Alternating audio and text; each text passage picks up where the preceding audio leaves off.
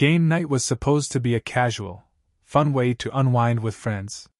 Nothing too serious, just a few drinks, some snacks, and a little competition to keep the energy high. We'd played this game 100 times before, each time with laughter, teasing, and the kind of light-hearted banter that kept the mood loose. But that night? That night was different. I hadn't noticed anything unusual at first. She'd been acting fine, like she usually did, laughing along with everyone, jumping in with her sarcastic remarks that kept the game going. But there was something in the way she kept checking her phone, her eyes flicking to it under the table, like she was waiting for something. It didn't make sense, and I could feel the unease creeping in, even though I couldn't quite place why. The game was intense, everyone was engaged, and the room was full of that comfortable noise, the hum of conversation, the shuffle of cards, the clink of glass bottles. But then, right in the middle of the game, when we were all just starting to get into the rhythm, I saw it. I was sitting across from her, laughing at one of my friend's stupid jokes, when the TV suddenly flickered. I didn't think much of it at first. Just the usual tech glitch. But then the screen shifted, and before anyone could react, there it was. A photo, her photo, popped up on the big screen. A photo that had no business being anywhere near my TV. And it wasn't just any photo. It was one I recognized. One I wasn't supposed to see. It was a picture of her and a guy, standing close, her arm around his waist, both of them smiling in a way that didn't feel real. A kind of smile that felt too intimate, too private for anyone else to see. The kind of smile I had never seen her give me. My heart stopped for a moment, and the room fell silent. People stopped talking, all eyes turning to the screen. It felt like the air was sucked out of the room, and all I could hear was the sound of my pulse in my ears. The worst part? She hadn't even noticed yet. She was still laughing, still caught up in the game, her phone in her hand, oblivious to the fact that her mistake was playing on the big screen for everyone to see. What's going on with the TV?" Jake asked, breaking the silence, his voice awkward but curious. I felt my jaw tighten as I looked over at her. She had stopped laughing. Her face had drained of color as she slowly turned to the TV. And that's when she realized. Her eyes widened, and she reached out for her phone in a panic, swiping at it desperately. "Oh God!" she muttered, her voice strained. She looked at me, but there was no apology, no explanation. Just panic. I didn't say anything. I didn't need to. The damage was already done. I had seen it, and now everyone else had too. Her attempt at playing it cool, at pretending nothing was happening, crumbled in that moment. I could feel the weight of the room on me, the heavy silence pressing down. "Did you just airdrop that?" I asked, my voice barely above a whisper.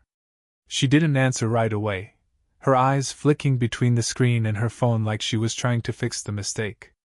"It's not what it looks like," she said quickly, like she was trying to cover up a fire with a wet towel. But there was no fixing this. There was no making it go away. The thing about her was that she never knew when to stop digging herself deeper. She could never just let something go.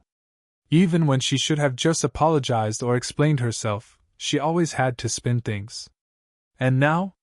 Now she was stuck trying to play it off like it wasn't a big deal. "You should trust me more," she said finally in a quiet voice that sounded rehearsed. Her eyes shifted, like she couldn't meet anyone's gaze. "I was just talking to an old friend. It's not a big deal." "Not a big deal?" My voice was sharper than I intended, but I couldn't help it. "You just airdropped a photo of you and some guy to the entire room, and you want me to trust you more?" Her face flushed a deep red, but she quickly shifted back into that defensive mode, the one where she refused to acknowledge the reality of the situation. "It was an accident. I didn't mean to do that. I was just—" She paused, catching herself, trying to find the right words. "It's nothing. Seriously." I wanted to believe her. I really did.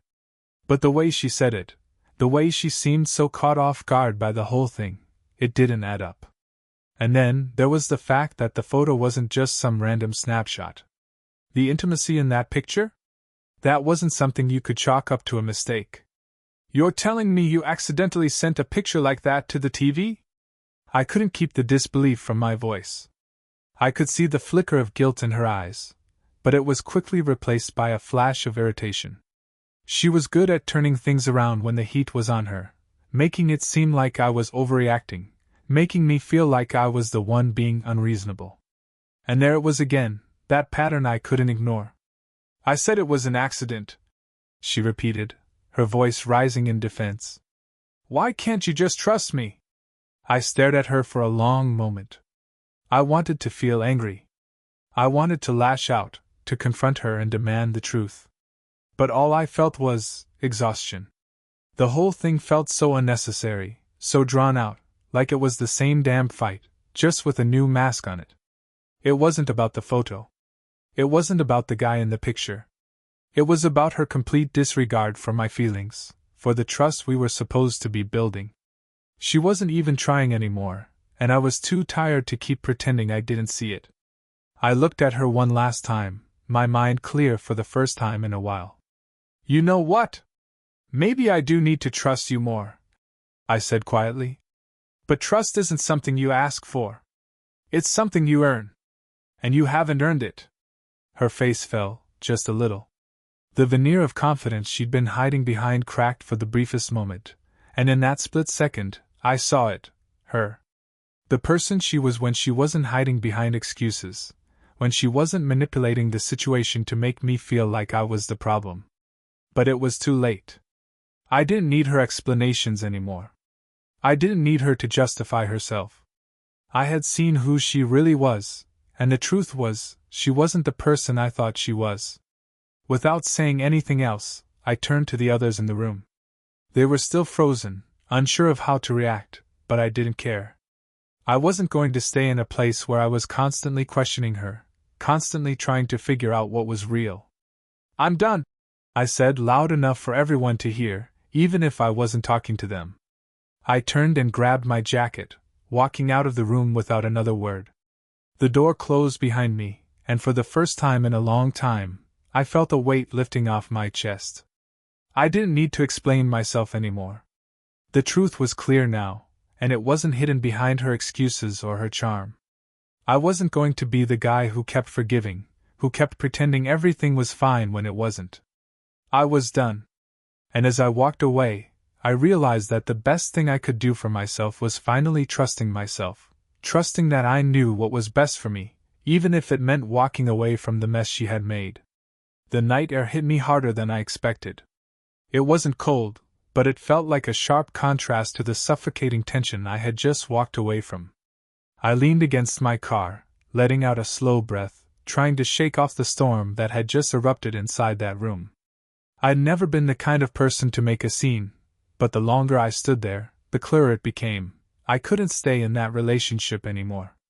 I didn't care about the game, or the awkwardness, or the weird stares from the others.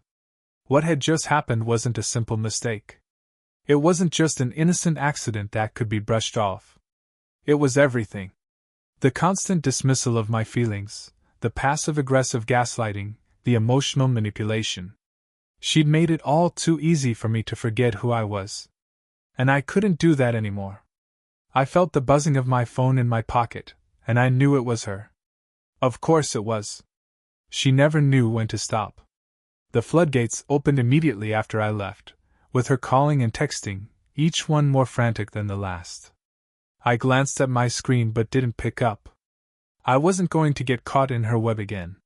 Not tonight, not ever. I scrolled through her messages, feeling that familiar mix of irritation and disgust. Please come back. Let's talk. I don't want to lose you. Another one came through. I don't want to hurt you, you know that. I never meant to do this. I was just being stupid. Please trust me. It was the same pattern, over and over. She said all the right things, the things I wanted to hear. She knew exactly what to say to make me doubt myself, to make me feel like I was being unreasonable for walking away. But tonight? Tonight was different. I didn't feel that familiar tug of guilt that used to hold me hostage in these conversations. Tonight, I was free from that. I deleted the messages. I turned my phone off and shoved it back into my pocket. I didn't need to read any more of her excuses or play into her narrative. She had crossed the line. The worst part was, I didn't even feel angry anymore. I wasn't hurt either. What I felt was relief. A strange, almost peaceful sense of freedom that I hadn't had in so long. The next few days were quiet. Too quiet. At first, it was almost unnerving. I had spent so much time wrapped up in the drama of the relationship that it felt odd to simply exist without the constant tension. No more texts, no more calls. The silence was both comforting and eerie. But I kept reminding myself that this was the beginning of something new, something I didn't have to fight for. I caught up with some old friends, people I hadn't seen in ages, and for the first time in a long while, I didn't feel the weight of someone else's expectations on me. I didn't have to pretend to be happy, to be okay. I just was, no strings attached. But then, she showed up at my door. It was late, way too late for a visit, especially after everything that had gone down. My heart skipped a beat when I saw her standing there, looking more vulnerable than I had ever seen her. Her eyes were red, probably from crying, but I didn't care. I had already made my decision. "Can we talk?" she asked, her voice cracking with emotion. "Please. I'm sorry. I didn't mean to hurt you." I stood there for a moment, weighing my options. I could let her in, let her explain herself, let her convince me that I had been wrong to leave. Or I could stand firm and hold on to the clarity I had finally gained. I knew what I had to do. I knew what I deserved. "No," I said quietly, but firmly. "I'm done. I don't want to hear it." Her face twisted with a mixture of confusion and anger, but I wasn't going to budge. "Don't you get it?" I continued. "You've been playing this game with me for so long, pretending like I don't matter, pretending like I'm the one who's in the wrong. But I'm done. I'm not going to keep doing this. You don't get to manipulate me anymore." She stared at me, shocked, almost like she didn't believe it was happening. But this time, there was no bargaining, no excuses. I wasn't the same person I had been before, the one who would have caved in, the one who would have apologized even when I wasn't at fault. I had finally understood that I didn't have to sacrifice my happiness just to keep someone else happy. "You can go now," I said, my voice steady. For a moment, I thought she might argue, that she might push for a final round of manipulation. But she didn't. She stood there, her shoulders slumped in defeat, as if she knew there was no coming back from this.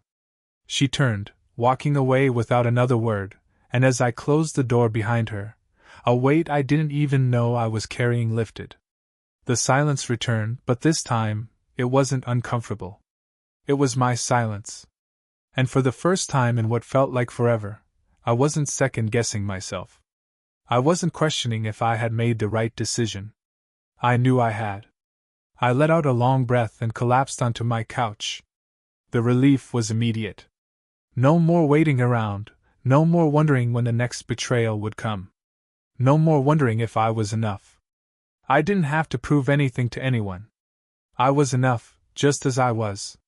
And I wasn't going to settle for less ever again. The next few weeks were a blur of rediscovery. I spent more time with the people who mattered, the ones who didn't play games or make me feel like I had to question everything. I worked on myself, on the things I had pushed aside for so long, and slowly but surely, I started feeling like I had a grip on my own life again. For the first time in a while, I felt truly me, not the version she had shaped, not the person I was trying to be for someone else. Eventually, her texts stopped. The apologies stopped. And in a way, that was the closure I needed. She had moved on, and I had too. The funny thing was, I didn't need her to apologize anymore. I didn't need her to regret anything. I didn't need any of it. What I needed was this: freedom, clarity, peace. And I had it now. I was finally free. And that was all that mattered.